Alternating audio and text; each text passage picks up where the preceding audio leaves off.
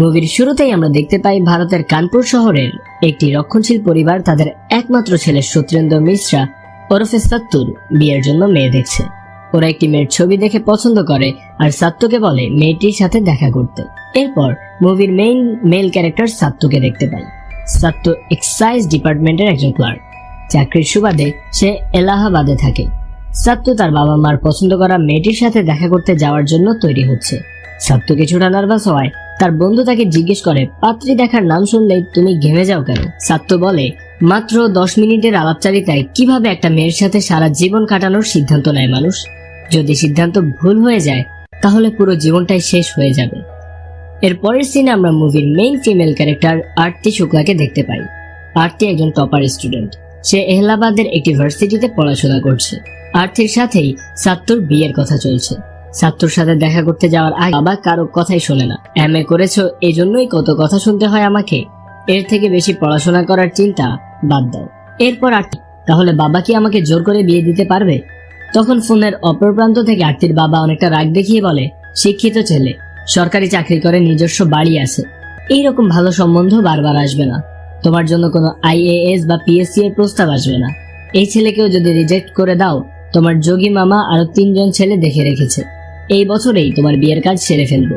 বাবার এইরকম কথা শুনে আরতির মন অনেক খারাপ হয়ে যায়। এরপর আরতি সাত্তুর সাথে দেখা করতে যায়।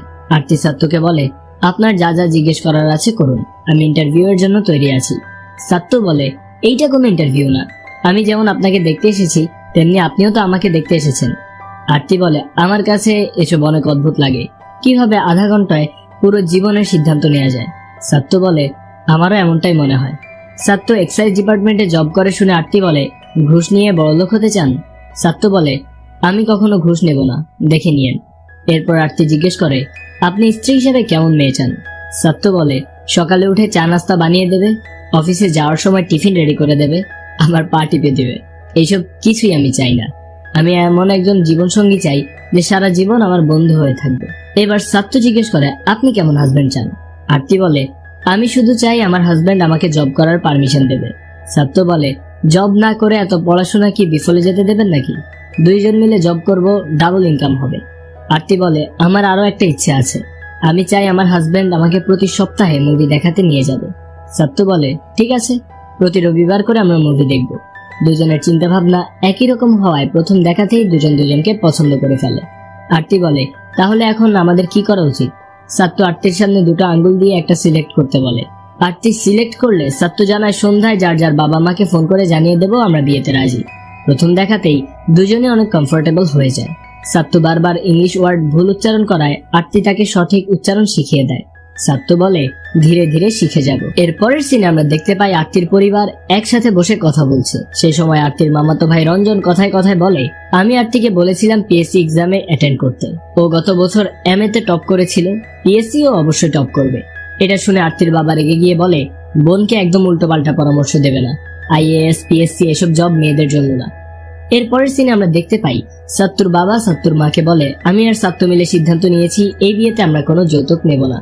সাত্তুর মা এই ব্যাপারে একমত হয় না। সে বলে, এখন সাত্তুর বিয়েতে যৌতুক নিয়ে পরে সেগুলো সাত্তুর বোন পুনমের বিয়েতে যৌতুক হিসেবে দেবে। এরপর সিন শিফট হয়। পরের দিন আরতির বাবা আর মামা মিলে বিয়ের ব্যাপারে কথা বলার জন্য সাত্তুর বাড়িতে যায়। সেখানে গরু ছাগল কেনা বেচার মতো যৌতুকের দর কষাকষি শুরু হয়। সাত্তুর মামা 25 লক্ষ টাকা যৌতুক দাবি করে বসে। সে বারবার বলে, 25 লাখের নিচে আমরা ছেলেকে বিয়ে দেব না। আরতির বাবা বিনীতভাবে বুঝিয়ে বলে তার এতগুলো টাকা দেওয়ার সামর্থ্য নেই, কিন্তু সাত্তুর মা আর মামা তাদের সিদ্ধান্তে অনড়।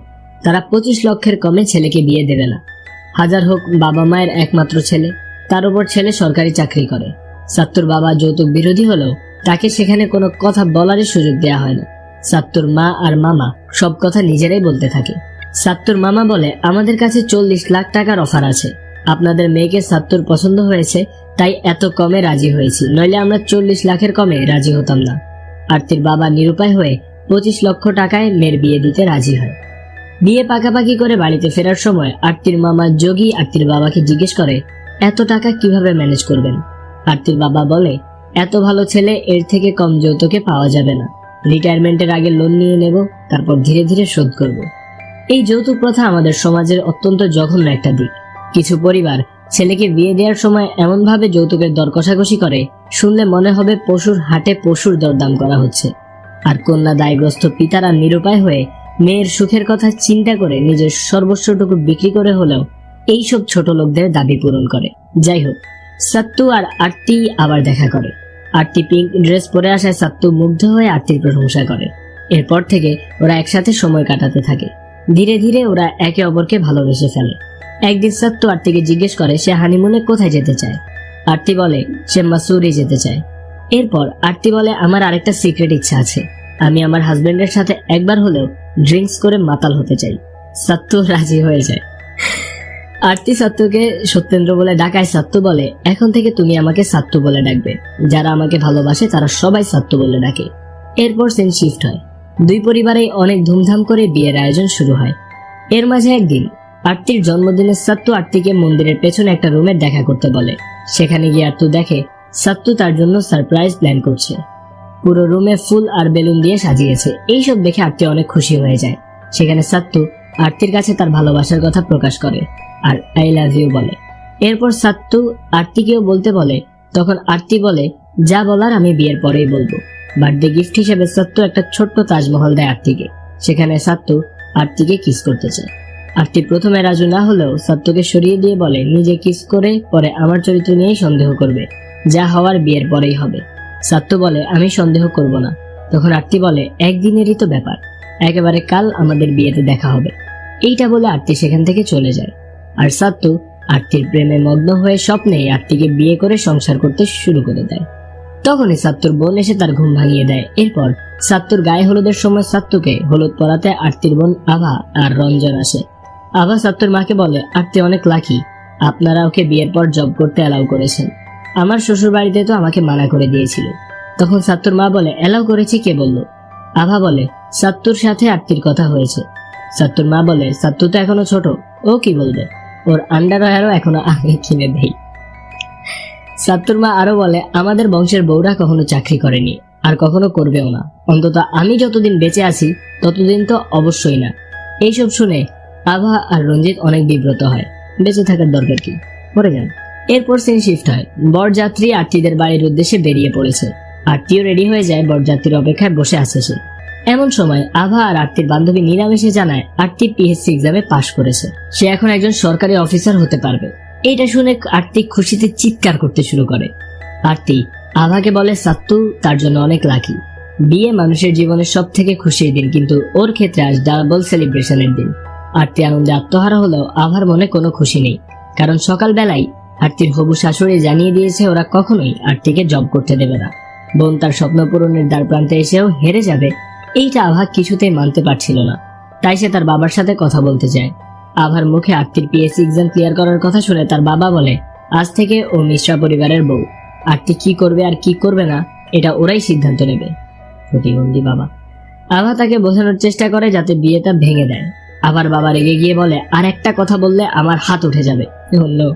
এরপর আভা বলে আমি কথা বলবো, তুমি কি চাও আরতি আমার আর আমার মায়ের মতো সারা জীবন সংসার সামলাবে আর বাচ্চা লালন পালন করবে? প্রথমবারই পিএসসি ক্লিয়ার করেছে আরতি, কতটা ট্যালেন্টেড মেয়েও। তুমি এইভাবে ওর জীবনটা নষ্ট করে দিচ্ছ। তোমার মতো মানুষের জন্যই মেয়েরা চার দেওয়ালে বন্দী হয়ে থাকে। আভা আরো বলে বিয়ে তো পরেও করা যাবে, কিন্তু অফিসার হওয়ার সুযোগ পরে আর হবে না। আরতি সবসময় জব করার স্বপ্ন রেখেছে, কিন্তু ওর হবু শাশুড়ি ওকে জব করতে দেবে না। আভা বিয়ে ভাঙার জন্য রিকোয়েস্ট করতে থাকে। তখন তার বাবা তাকে বাড়ি থেকে বেরিয়ে যেতে বলে। এমন কেন বেটা?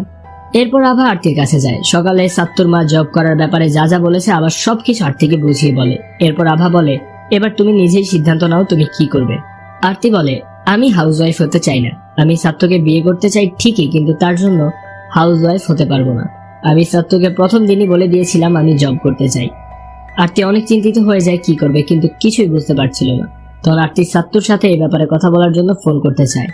আভা তাকে মানা করে বলে এরকম তোতার মতো সাত্তু কেন করছো?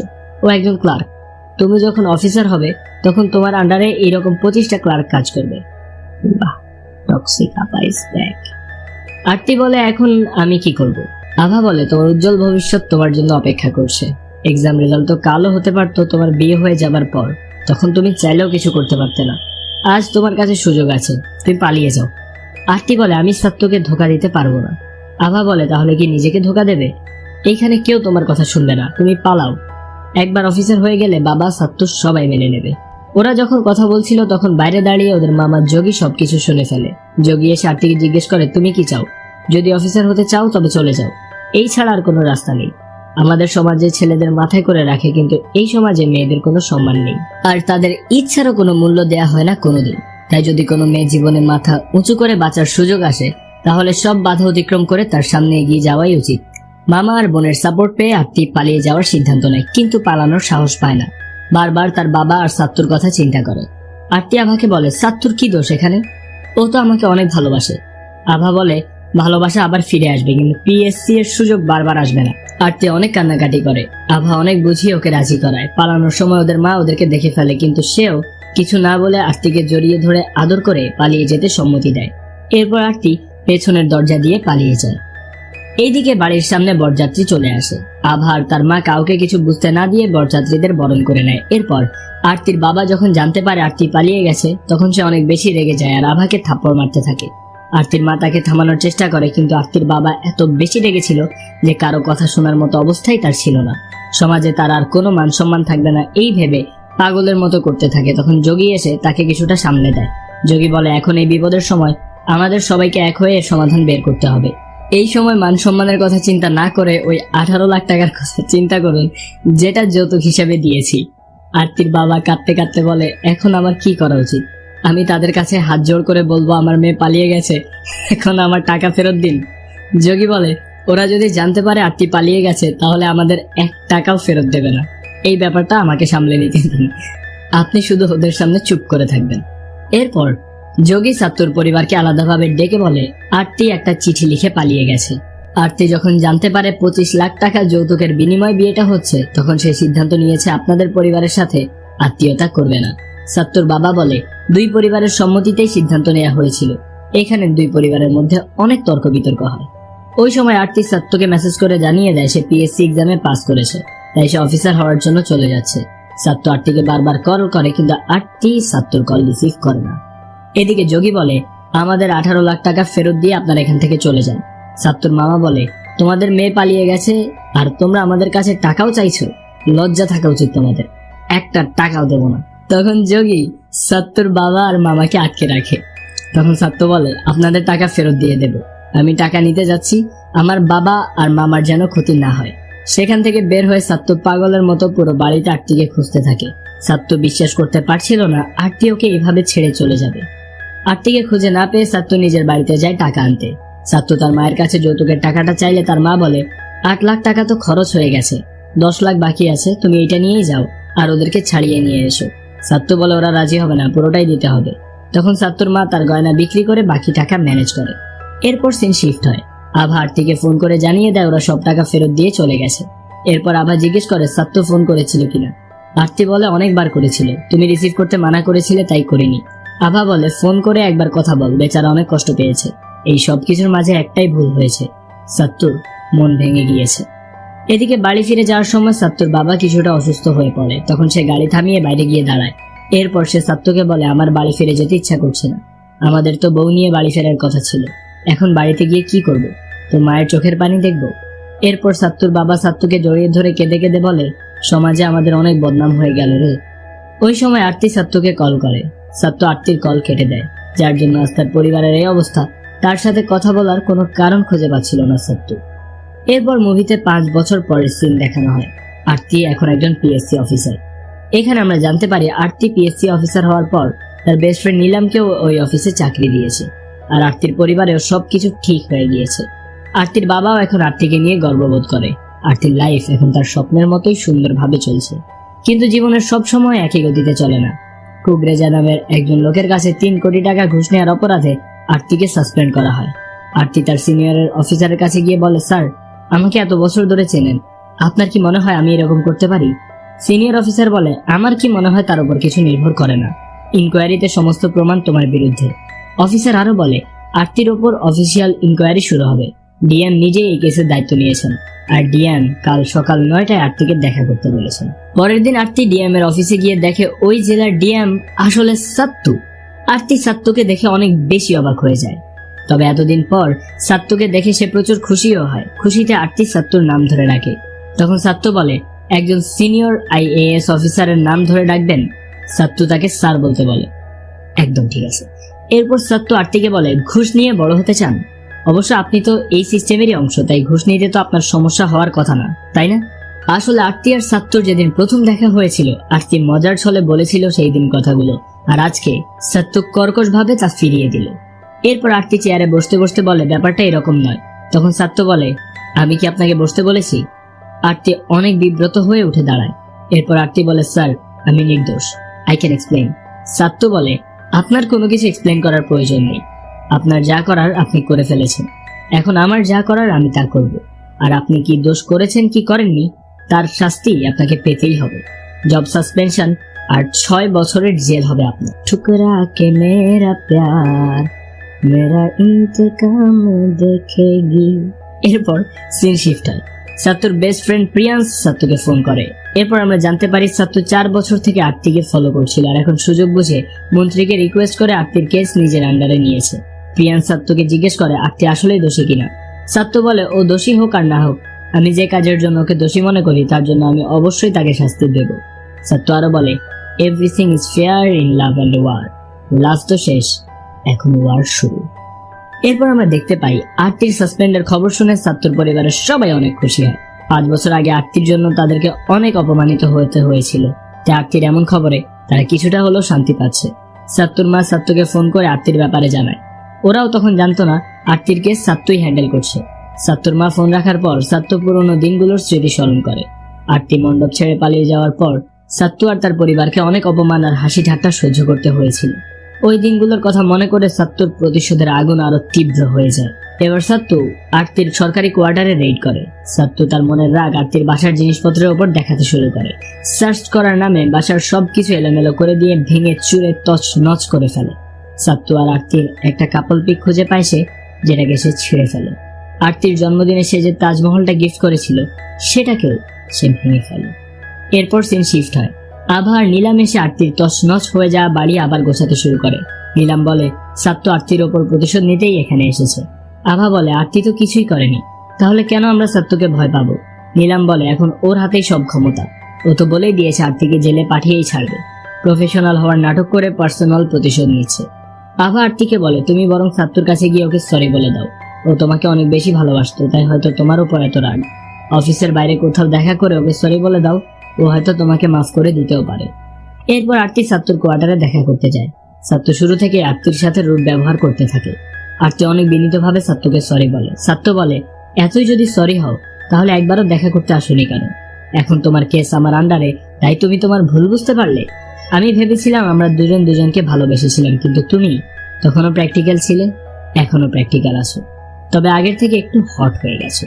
এরপর সাত্তু আরতিকে বিব্রত করার জন্য আজে বাজে কথা বলতে শুরু করে। সাত্তু বলে, আমার মন ভোলাতে এসেছো তাই না? তুমি যদি মনে করো তোমার সুন্দর চেহারা দেখে আমি আমার পরিবারের অপমান ভুলে যাব, তাহলে সেটা কখনোই সম্ভব না।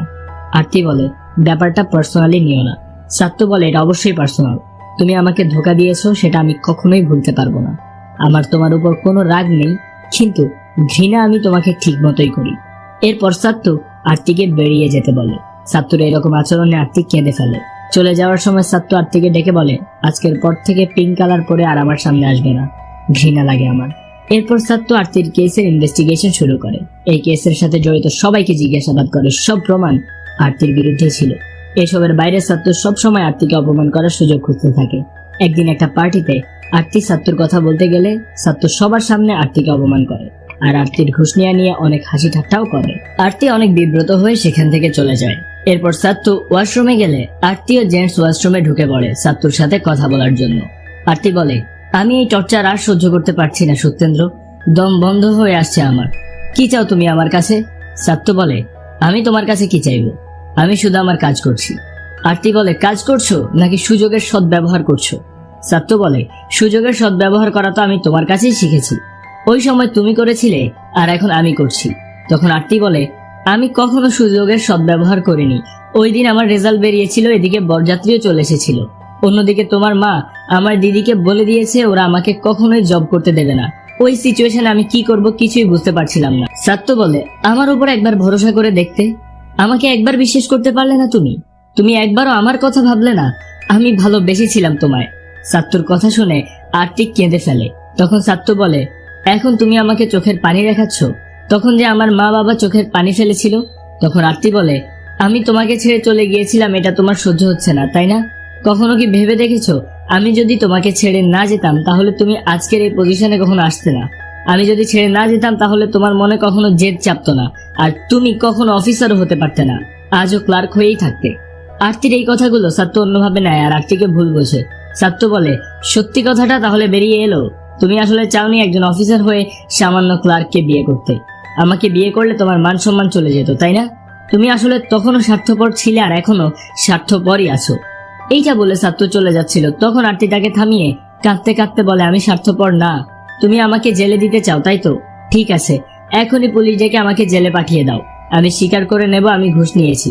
প্রতিদিনের এসব টর্চার আমি আর নিতে পারছি না। আরতি পাগলের মতো চিৎকার করতে থাকে। এই পরিস্থিতি স্বাভাবিক করার জন্য সাত্তু আরতিকে নিয়ে বাইরে যায়। এরপর তার ব্যবহারের জন্য সরি বলে। কিছুক্ষণ পর সাত্তু দুটো আঙ্গুল দিয়ে আরতিকে একটা চুজ করতে বলে। আরতি একটা চুজ করলে সাত্তু তাকে কিস করতে চায়। হঠাৎ কিস করার কথা বলায় আরতি অনেক অবাক হয়ে যায়। এরপর সাত্তু বলে, আমি কিস করব না, তুমি করো। একটা 5 স্টার হোটেল দেখিয়ে বলে, এরপর আমরা ওই হোটেলে গিয়ে রাত কাটাবো। এই রাতের বদলে তোমাকে আর জেলে যেতে হবে না। সাত্তু সুযোগ বুঝে আবারও আরতিকে অপমান করে। আরতি বলে, তোমাকে চিনতে আমি ভুল করেছি। আরতি রাগ করে চলে যাচ্ছিল, তখন সাত্তু আরতিকে জেল থেকে বাঁচার জন্য দ্বিতীয় অপশন দেয়। সাত্তু আরতির কাছে ঘুষের 3 কোটি টাকা চায়। আরতি বলে, আমি কোনো ঘুষ নেইনি। তখন সাত্তু বলে, তাহলে কুকরেজার কাছ থেকে চেয়ে নাও, সে তো তোমাকে মানা করবে না।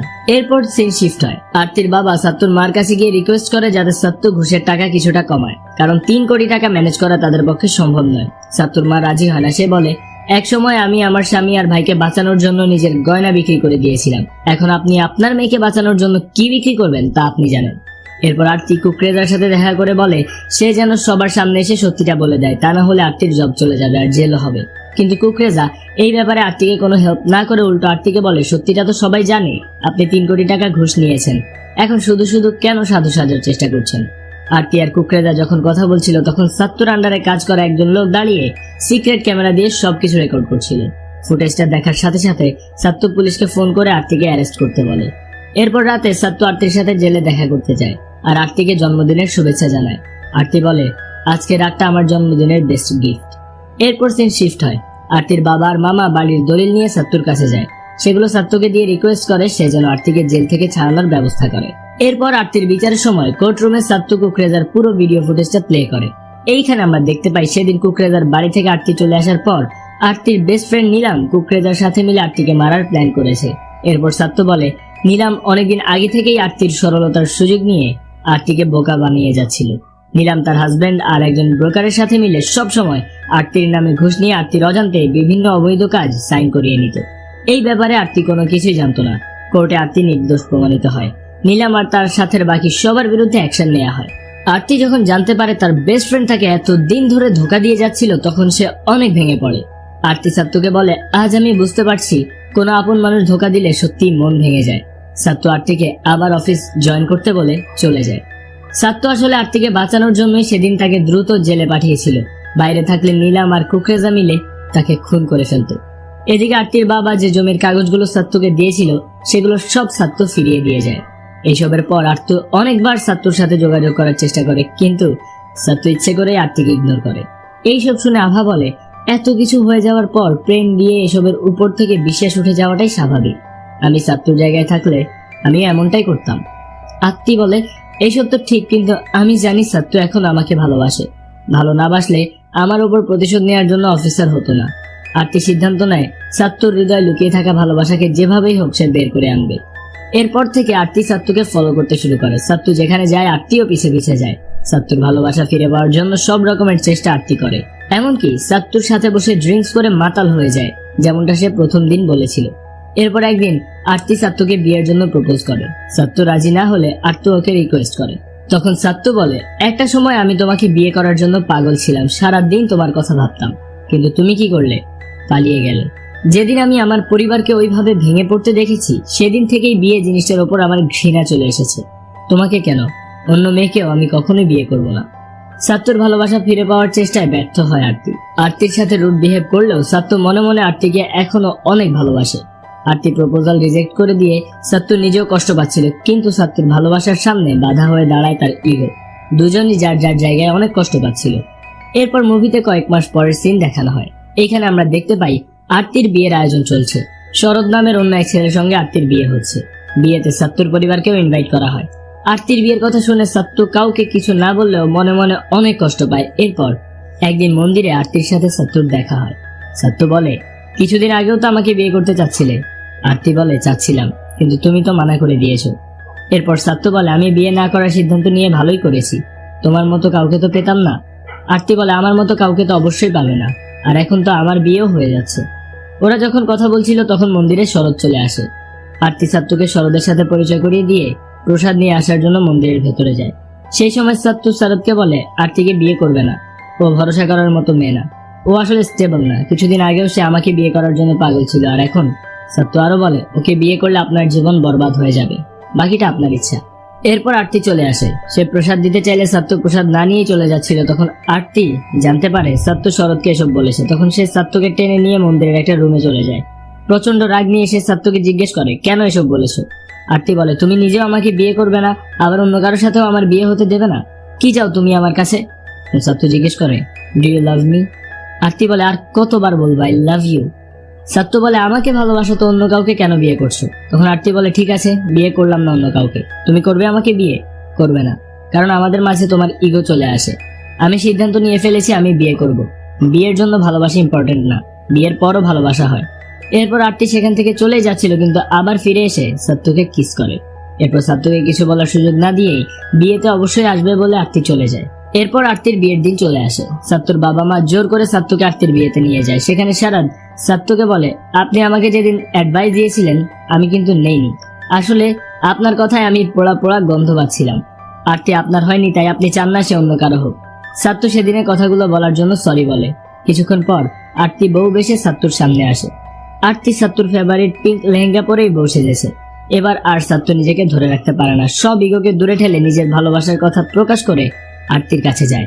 সাত্তু বলে, আমি তোমাকে ছাড়া বাঁচতে পারবো না, নিজের ইগোর কারণে সবকিছু ওলটপালট করে দিয়েছি আমি। এরপর সাত্তু বলে, প্লিজ আমার ভালোবাসার জন্য আরেকবার মণ্ডপ থেকে পালাও আমার সাথে। সাত্তু আরতিকে রিকোয়েস্ট করতে থাকে আর তার সাথে পালিয়ে যাওয়ার জন্য। তখন আরতি সাত্তুকে একটা আঙ্গুল চুজ করতে বলে। History repeat itself. Sattu choose করলে আরতি বলে, আমি তোমার সাথে যেতে পারবো না সত্যেন্দ্র, আমি আরেকবার আমার পরিবার বা অন্য কারো পরিবারকে কষ্ট দিতে পারবো না। সাত্তু আবারও রিকোয়েস্ট করে বলে, আমি তোমাকে ভালোবাসি, তুমি এভাবে অন্য কারো হতে পারো না। তখনই সেখানে শারদ চলে আসে। সাত্তুকে আরতির হাত ধরে থাকতে দেখে শারদ সাত্তুকে ধাক্কা দিয়ে সরিয়ে দেয়। এরপর রঞ্জন একটা পিস্তল বের করে সাত্তুকে আটকে রাখে, আর শরৎ আরতিকে টেনে মণ্ডপে নিয়ে যায়। কিছুক্ষণ পর সাত্তু পিস্তলটা নিয়ে মণ্ডপে চলে আসে। সে শরদের মাথায় পিস্তল ঠেকিয়ে গুলি করতে যায়। এইসব দেখে সবাই অনেক ভয় পায়। সবাই সাত্তুকে থামানোর চেষ্টা করে, কিন্তু সাত্তু কারো কথাই শোনে না। তখন রঞ্জন এসে থামিয়ে দিয়ে বলে, এত ওভার অ্যাক্টিং করার কি দরকার? এইখানে আমরা জানতে পারি আরতি আর শারদের বিয়েটা আসলে একটা নাটক ছিল। সাত্তুকে জেলাস করানোর জন্য সবাই মিলে এই প্ল্যান করেছিল, এমনকি সাত্তুর পরিবারও এই প্ল্যানের সাথে জড়িত ছিল। আর রঞ্জন যখন সাত্তুকে পিস্তল দেখে আটকে রাখে তখন সাত্তু রঞ্জনকে মারতে শুরু করে। মার খাওয়ার ভয়ে রঞ্জন সাত্তুকে সব প্ল্যান বলে দিয়েছিল, তাই সুযোগ বুঝে সাত্তু একটু অ্যাক্টিং করে সবাইকে ঘাবড়ে দেয়। এরপর সাত্তু আর আরতির বিয়ের মধ্য দিয়ে এই মুভির হ্যাপি এন্ডিং হয়ে যায়।